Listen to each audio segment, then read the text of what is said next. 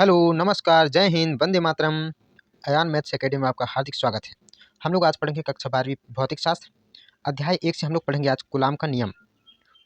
ठीक है, तो यहाँ पर जैसे दिया है कूलाम का नियम, दो स्थिर बिंदु आवेशों के बीच लगने वाला आकर्षण या प्रतिकर्षण बल का मान उन दोनों आवेशों के परिणामों के गुणनफल के अनुक्रमानुपाती होगा तथा उन दोनों आवेशों की दूरी के वर्ग के व्युत्क्रमानुपाती होगा। यहाँ पर वर्ग लिख लेंगे, ठीक है, मिस्टेक था। अब यहाँ पर देखिए ये जो नियम है इसमें क्या दिया है, दो स्थिर बिंदु आवेश, तो यहाँ पर जैसे Q1 और ये Q2 दो स्थिर बिंदु आवेश हैं, इनके बीच की दूरी, यहाँ पर देखिए इनके बीच की दूरी क्या है, स्मॉल r है, ठीक है ना। तो दो बिंदु आवेश Q1 और Q2 लिया गया है, इन दोनों आवेशों की दूरी क्या है, स्मॉल r है, ठीक है ना। तो कूलाम के नियम से क्या हो जाएगा, कूलाम के नियम से ये होगा,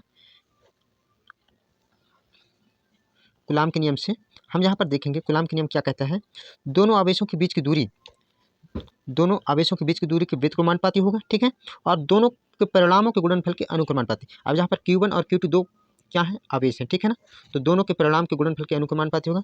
तो यहाँ पर हम लोग लिखेंगे F समानुपाती Q1 इंटू ये Q2, इसको हम मान लेंगे समीकरण 1, ठीक है, और इनके बीच की दूरी के वर्ग के व्युत्क्रमानुपाती होते हैं, तो F व्युत्क्रमानुपाती 1/r का स्क्वायर मान लेंगे, इसको मान लेंगे समीकरण 2, ठीक है ना। अब समीकरण 1 और 2 को मिलाकर लिखेंगे, दोनों को मिलाकर लिखेंगे तो ये क्या हो जाएगा, F समानुपाती Q1 इंटू Q2 अपॉन ये r का स्क्वायर हो जाएगा, ठीक है। अब जैसे यहाँ पर ये समानुपात का चिन्ह है, ठीक है ना, तो समानुपात के चिन्ह को जब हम हटाएंगे तो यहाँ एक नियतांक आएगा, तो क्या हो जाएगा, F इक्वल टू के Q1 इंटू Q2 अपॉन ये r का स्क्वायर, जहाँ ये के क्या है, हमारा एक नियतांक है, ठीक है ना। तो यहाँ पर ऐसा ही पद्धति में के का मान होता है, F इक्वल टू हमारा क्या है, के into Q1 into Q2 upon ये r का स्क्वायर, ठीक है ना। अब यहाँ पर देखिए ये हमारा समीकरण 3 है, ठीक है ना, यहाँ पर ये समीकरण 3 है, ठीक है। अब ये समीकरण 3 में हम लोग क्या करेंगे, ऐसा ही पद्धति में क्या होता है, के का मान होता है, के का मान होता है 9.0 गुणा 10 की घात 9, ठीक है। या तो फिर इसका मान एक और होता है 1/4πε0 इंटू ये हमारा क्या होता है, मान होता है, ठीक है ना। तो ये दोनों मानों को हम कहाँ पर रखेंगे, समीकरण 3 में रखेंगे, ठीक है। तो ये मान को यहाँ पर रखेंगे तो F इक्वल टू ये क्या हो जाएगा, 9.0 गुणा 10 की घात 9, और जहाँ पर ये Q1 इंटू ये Q2 अपॉन ये r का स्क्वायर, ये हमारा एक क्या हो जाएगा, वैल्यू हो जाएगा कूलाम के नियम से, ठीक है ना।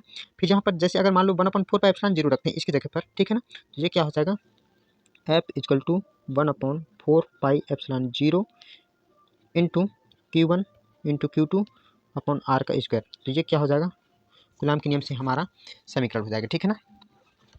अब यहाँ पर हमें जैसे CGS पद्धति में देखना है, CGS पद्धति में, ठीक है ना, तो CGS पद्धति में के का जो मान होता है वो 1 होता है, ठीक है ना। तो कूलाम के नियम में जब यहाँ पर समीकरण 4 में हम लोग ये 1/4πε0 इसकी जगह 1 रखेंगे तो ये क्या हो जाएगा, F equal to 1 Q1 into Q2 upon r का स्क्वायर, तो ये हो जाएगा F equal to Q1 into Q2 upon r का स्क्वायर। यही हमारा क्या है, कूलाम का नियम है। बहुत बहुत धन्यवाद।